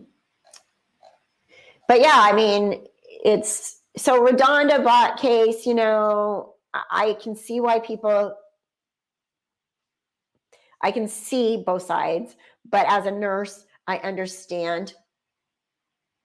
Oh no, Veronica, I just caught my dad trying to leave looking for that car again. He really tries to sneak past. Oh my gosh. Veronica's going through the same kind of stuff. I mean, hers is probably a little worse than mine, caring for her dad. He sneaks out. What are you going to do? Can you put an alarm on the doors or something? You know how they have alarms for pools or for doors from open up to a backyard with a pool or something? Can you do something like that? Teacher appreciation week at my school earned me a cookie, half a bagel, and being told we could wear jeans one day. So where I work now, they don't really appreciate nurses. I mean, they've never, it's an insurance company. They've never acknowledged us for nurses week until this year. My immediate supervisor I got a Starbucks card and I got 2 stickers and I got a little nurse hat Post-it. It's more than they've ever done. And then we got, they have this thing called kudos or whatever. And all of a sudden in my email, I got 2,500 kudos points, which is a lot.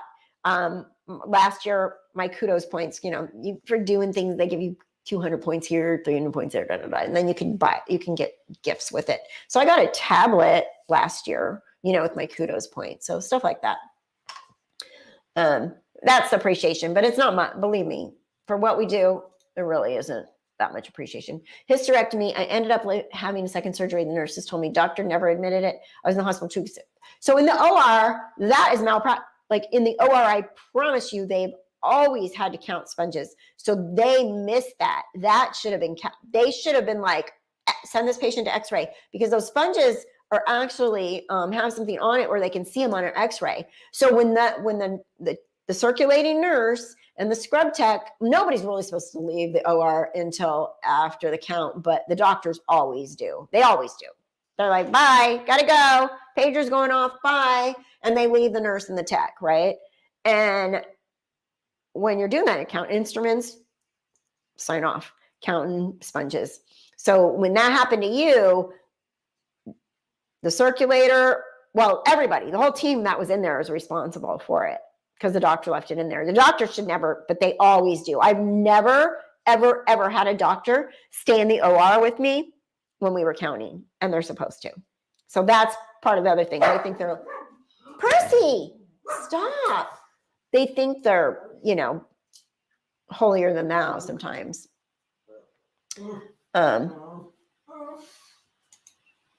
Grind his key down so it doesn't work, but he still has it and doesn't understand why it won't work. That's a good idea.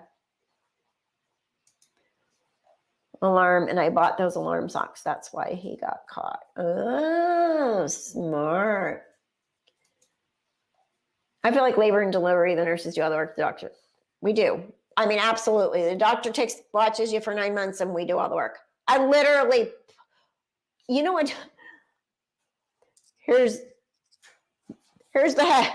Okay, here's the head. Now I'm allowed to call the doctor. And then I'm like, okay, don't push anymore. Our patient's crowning. Are you sure they're crowning? How many pushes left? No, they're crowning. Like, come in now. I don't want to deliver this baby because then I have to write up an incident report. Okay. I had a doctor one time, patient probably had like 3 or 4 pushes left. And I was still pretty new. And she comes in and she's like, oh, don't do this to me. Like, really? I have to sit here and push with my patients. The midwives are much better, but we didn't work with midwives there.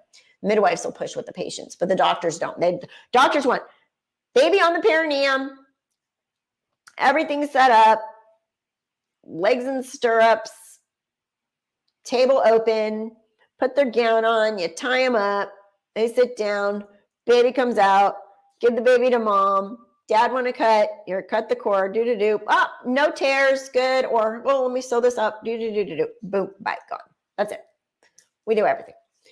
We read the monitor, we basically, if they're going to need a C-section, we decide, yeah, come on in because this baby's not coming out. Are you sure? Yeah, I'm sure. Come on in. Okay, get her ready, sign the consents.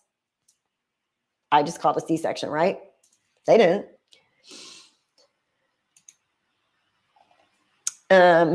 We had a patient sent to surgery for a stat C-section, and the patient ended being delivered by me and another nurse. His doctor was scrubbing. Oh my God!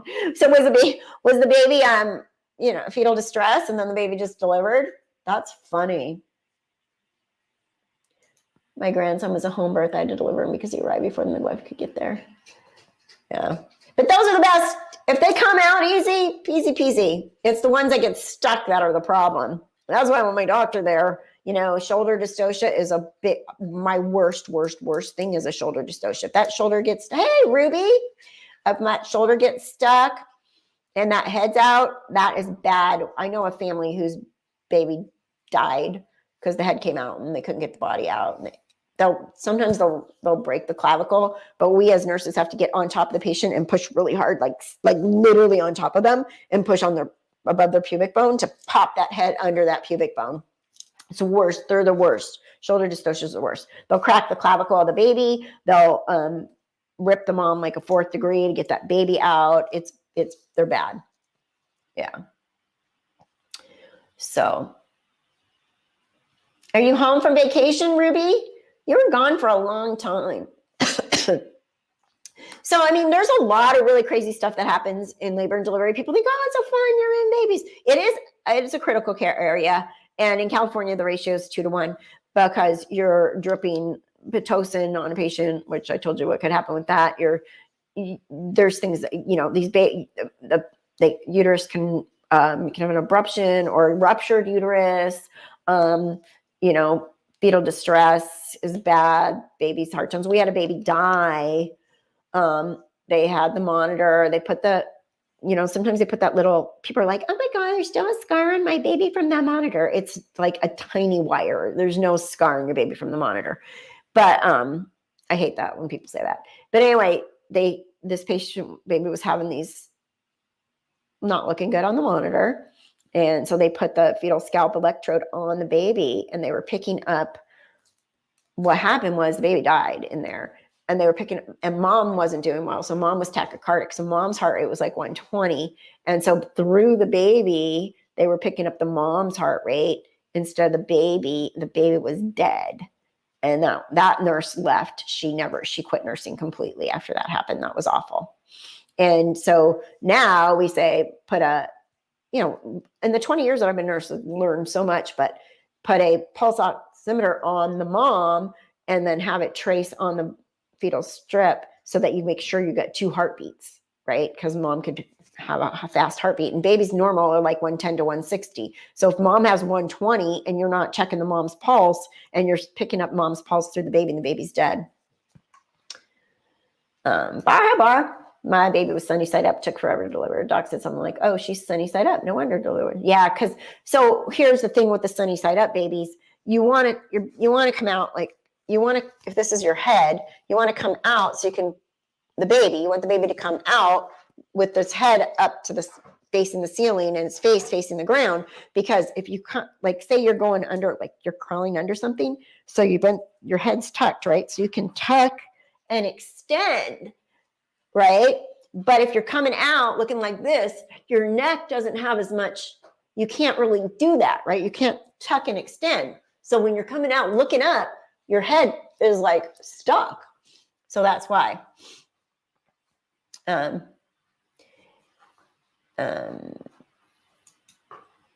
that? Yes, it can. It can slow progress down. That's why you don't want to get an epidural until you're in really good active labor. But then they can bump up the Pitocin and make it strong again. But you really don't want to get an early epidural. A lot of doctors don't care. They'll be like, let her have an early epidural, which doctor doesn't care. They'll come in and do a C-section. They'd rather do a C-section. A lot of them would rather do a C-section. So they don't care. Sorry, my lips are getting chapped. If it slows down. We've talked about so much stuff today. Hi, Emily. How are you? Also, you could have a cord prolapse where the cord comes out, the water breaks, the cord comes out. That's life-threatening emergency for the baby. There's so many things that can go wrong in there and do. Postpartum hemorrhages are awful. They start bleeding to death and circling the sky, there's meds for that. Fetal demises are my worst, but I did them all the time. I was handpicked to be one of the fetal demise nurses. So I did a lot of stillborns, which are awful. But our hospital was nice enough to not give you another patient at the same time. Like if you have a stillborn, you don't get happy lady over there having her baby and all the grandparents, woo-hoo-hoo, while a lady over here is having a dead baby. So that was actually really kind of them. So let's see. Hi, Barbara. So I think we're almost on 2 hours. You guys should be bored of me by now.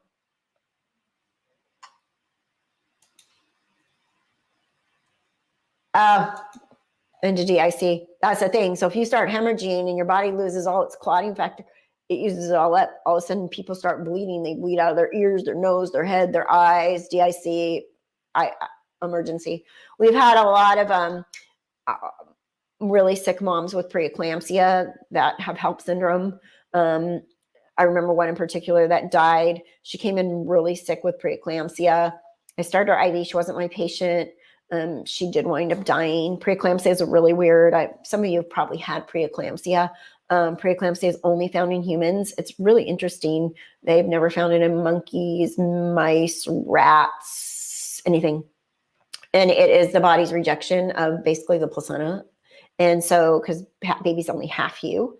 So usually starts with blood pressure creeping up, but you can have blurry vision, you can have bad headaches, you can have a seizure, it can affect your heart, your liver, everything.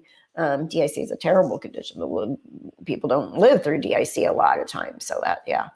And so those were like the worst, they wind up in the unit, but one did die. Only one that I remember that I touched.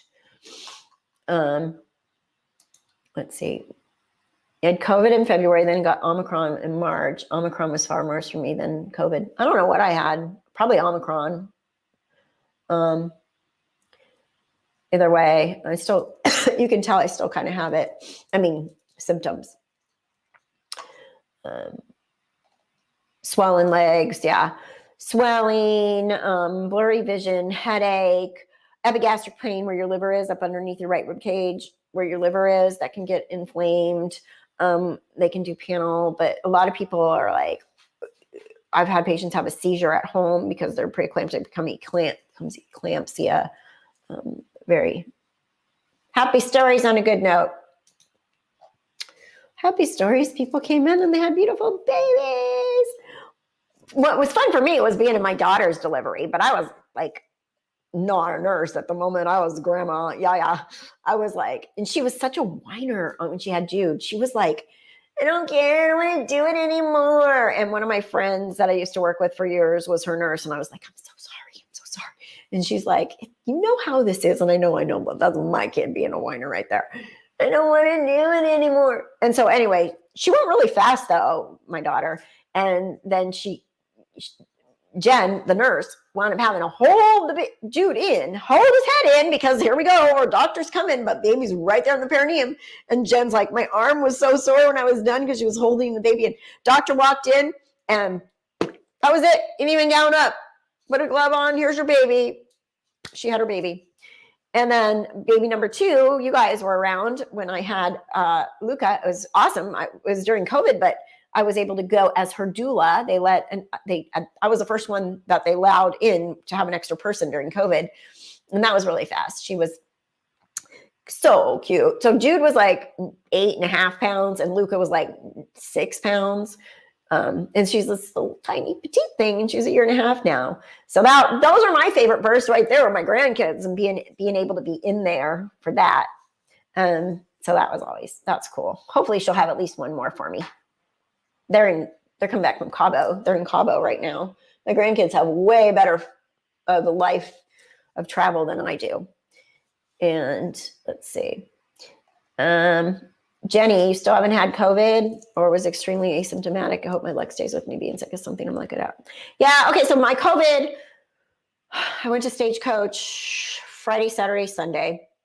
Outdoors. We're not supposed to get COVID outdoors, right? This is an outdoor festival. How the heck I got COVID at outdoors? Because everybody said we had to eat outdoors for 2 years. We had people had to have weddings outdoors. But I went to Stagecoach, and then Monday I was exhausted. I called in sick. I told my supervisor, I'm like, I am so tired from Stagecoach. I can't come to work. And my mom had an appointment I had to take her to anyway. So I slept. And then Tuesday I worked. I had a little bit, feeling like a little bit of a cold. Not much Tuesday. Wednesday evening, I was coughing. I had this weird dry cough. That cough. And kind of scratchy throat. So how the government sent us free COVID tests. Took one of those. And I was like, there's a little bit of a line there, super faint line. I was like, oh God, I think I have it. So Thursday morning, I got up and I had a really bad sore throat and cough. And I was like, okay, I'm okay. It just feels like a bad cold. I tested again. I had a dark line for sure. Absolutely 100% COVID. And then I worked. And as I was working, I'm like, God, I'm so tired. I don't feel good. I don't feel good. I didn't have a fever.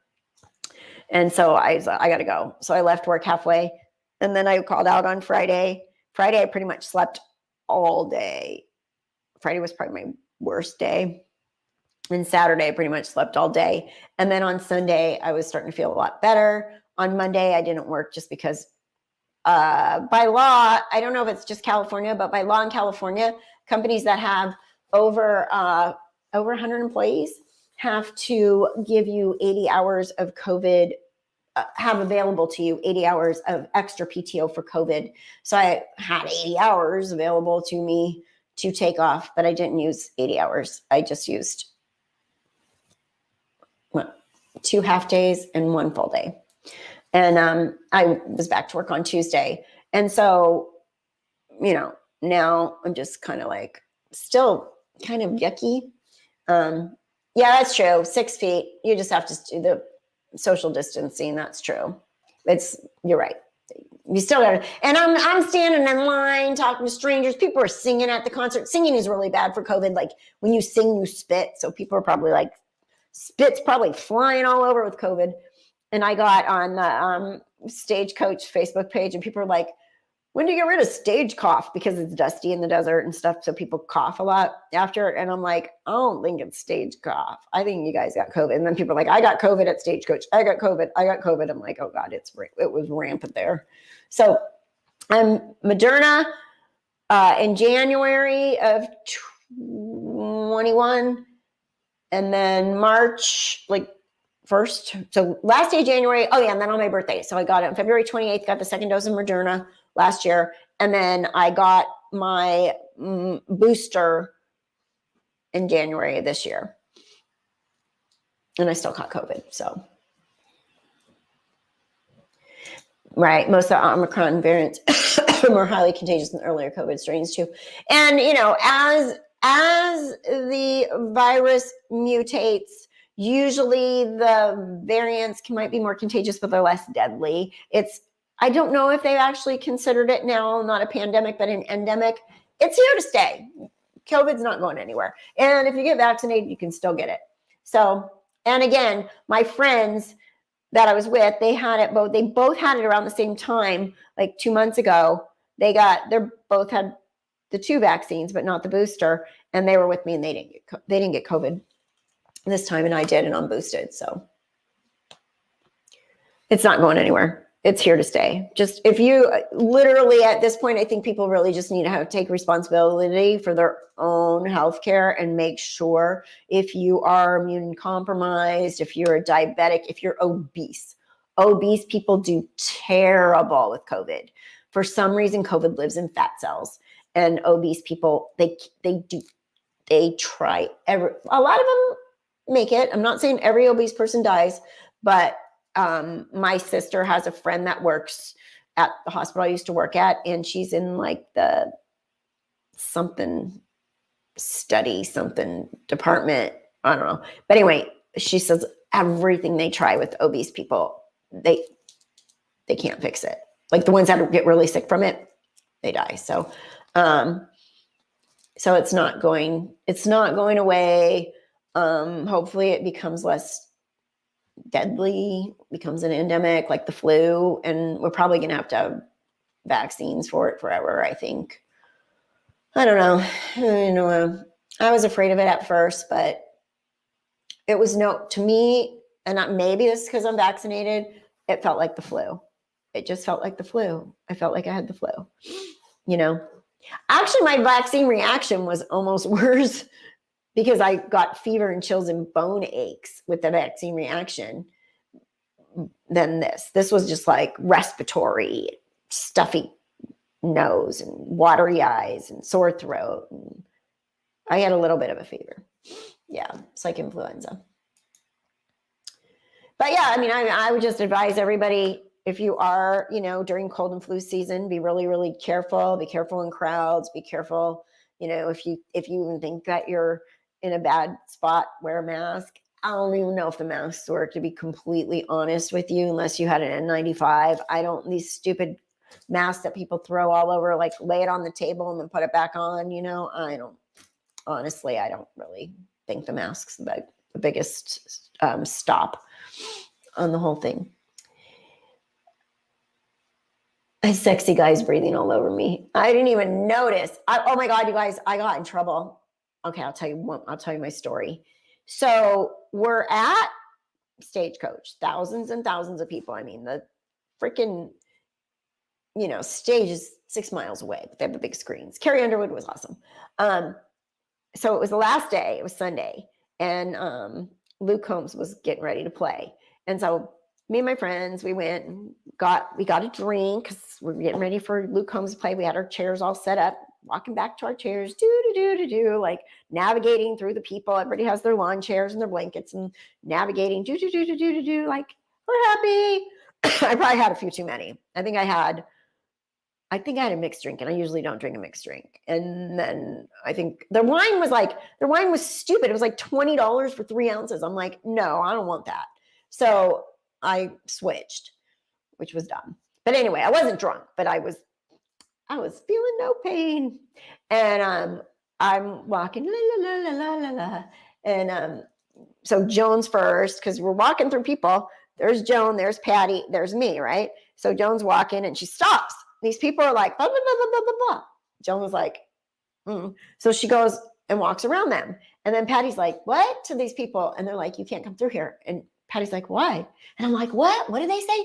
Patty goes, they can't come through here because they have babies. I go, what? We can't walk through because they have babies in this huge crowd of people? Like, we can't walk through there? What? Patty's like, yeah. So she starts to go. And I'm like, why do you even have babies here? I have no idea why I just got all bossy Karen on them. And I'm like, why do you even have babies here? You're around thousands of people these babies were like 2 months old. They were little babies. Your babies don't even belong here. You're sitting here trying to stop traffic walking through where there's thousands of people and you're going to be in charge. Well, actually my friend Joan said they were being the Karen. I was just trying to figure out why the hell they were trying to own the place and say that because they had babies. I'm like, you have babies, whatever. But I stayed a few 2 minutes too long asking them why the hell they had babies. Why do you even have babies here? It's windy, it's dusty, there's thousands of people, it's germy. Like, why do you even have babies here? And they were like, get going, move it. And I'm like, I just think that you guys are ridiculous. Okay. And Patty's like, come on, Kathy, come on. I'm standing there, trying to be a defense attorney, like stand there pleading my case. And I'm like, I don't understand why you have these babies here. I think that's ridiculous. I don't think you should be telling people they can't walk through here in a public place, blah, blah, blah, blah. And Patty's like, come on, Kathy, come on, Kathy. And some girl's like, go away, Karen, to me. And I was like, and they're like, Karen, all these people are Karen. I was like, I was like, oh my God, I'm so stupid. And so I'm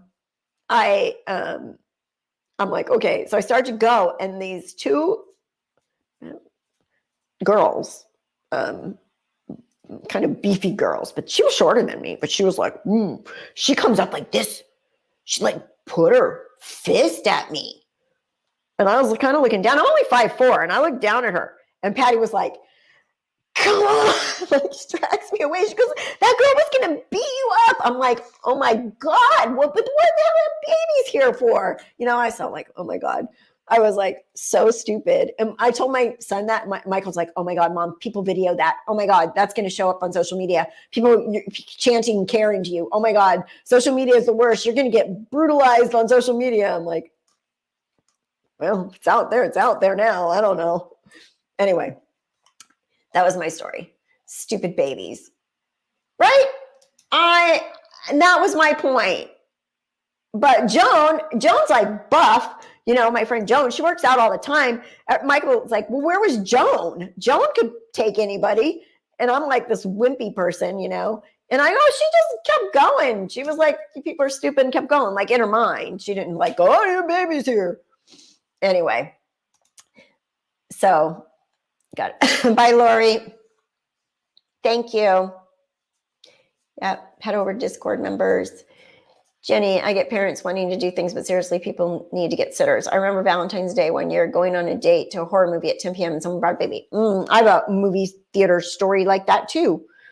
My friend thought we were going to get beat up by parents in a movie theater like that. There was a baby behind us at like a 10 p.m. movie and was like an R-rated dog. I mean, it wasn't even a newborn baby like that you could just breastfeed and go to sleep. It was like a toddler. It was like my granddaughter, you know, like 1.5-year-old. Blah, blah, blah. And I was like, I turned around. This is probably 15 years ago. I turned around and I said, you know, the rest of us got a babysitter. And my friend Gail was like, oh my God, Kathy, I can't believe you. And the guy's like, turn around. I'm like, you know what? I love babies, but there's a time and a place for babies. Right. Dumb on their part. Exactly, Veronica. You're right, Kathy. They shouldn't have babies there. What's wrong with people? Did they want their babies to get sick? Well, that's what I mean. And then COVID ran rampant there. So I wouldn't be surprised if their babies got COVID. You know, I did. The baby probably gave me COVID, or that girl with fist. Anyway, thank you, Ruby. All right, so we went 2 hours. That's long. My one friend tells me not to do 2-hour live streams. They're too long. My friends are very bossy, but you guys stuck around, so we had something to do on this beautiful, hot Saturday. Baby brain is real. This is true too. Baby brain. All right, you guys, any last comments?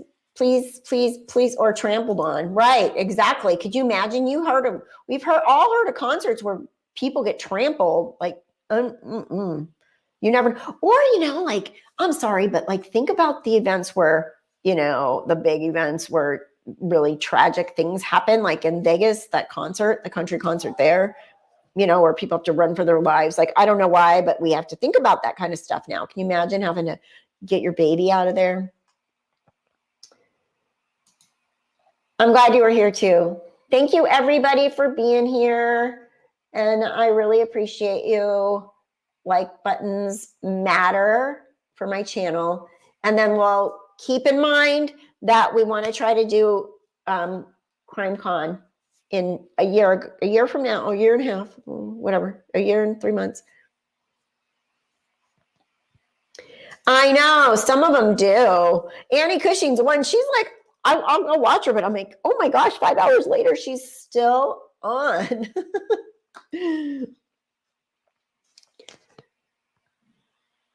All right, everybody, I'm going to go take care of my dogs. They're looking at me like, this is way too long. It's not even a work day, Kathy. So thanks so much. Appreciate you all. Thank you. Stay safe and stay well. And if you haven't hit the like button, please, please, on your way out. I appreciate it. I'll see you soon. And I'm going to try to, when I'm not doing things, when I'm not busy, I think the next couple of weekends, I'm pretty clear. I should be able to do my Saturdays. Okay.